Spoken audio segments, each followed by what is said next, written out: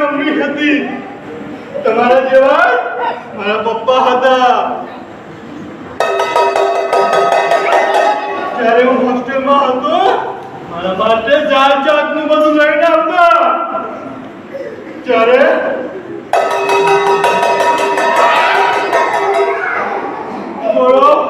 Corona આવ્યો, મારા પપ્પા અને મારી મમ્મી બંનેને કોરોના થઈ ગયો. મારા કાકા, મારા મામા, મારા ફોઈ, અમારા ગામવાળા બધા અમારી નજીક નતા આવતા.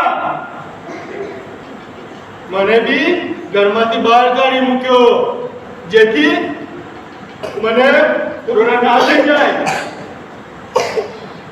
અને બંને કોરોનામાં મૃત્યુ પામ્યા. પછી હું એવી હોસ્ટેલમાં ભણતો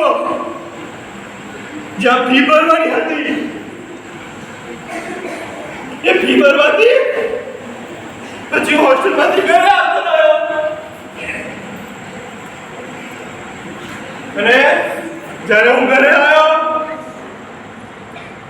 ત્યારે મારા કાકાએ મને ઘરમાંથી કાઢી મૂક્યો અને મારી બધી જમીન લાવી લીધી.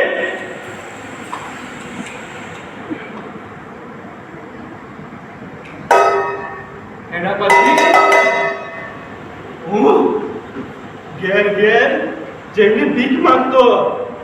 તો લોકો થોડું ખાવાનું મને આપી જતા. અને જે લોકો ખરાબ હતા એ લોકો મને વ્યસનમાં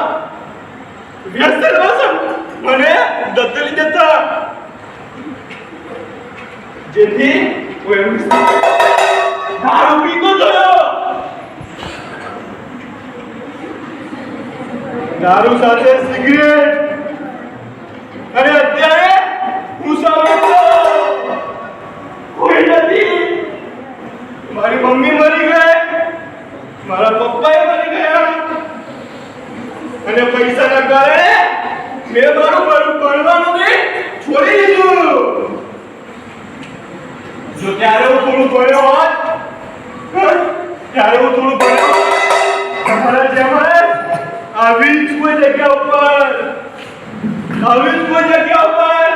હું બેઠો હોત અને તમારી જેમ બીજાની ભણતો હોત અને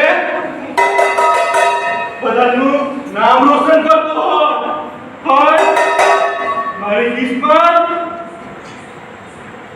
મારા મમ્મી પપ્પા જતા રહ્યા. તેમના કારણે મને હોસ્ટેલમાં રહેવાનું ના મળ્યું. અને હું એક ઘેર ઉમરે જઈને થઈ ગયો. હું બી હોશિયાર હતો, તેનો નંબર આવતો. મમ્મી રોજ જ્યારે મળવા આવતી સારી વસ્તુ બનાવીને મને આપતી. બેટા આ ખાવું છે, બેટા પેલું ખાવું છે.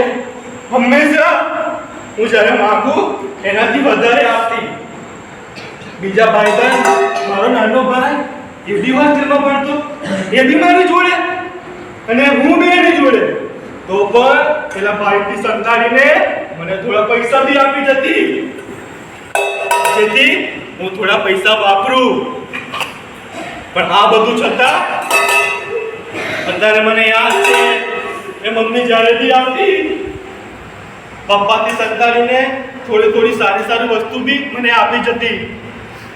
પપ્પાને હંમેશા કહેતી આપણો દીકરો ખૂબ હોશિયાર છે, કે આપણું નામ રોશન કરશે.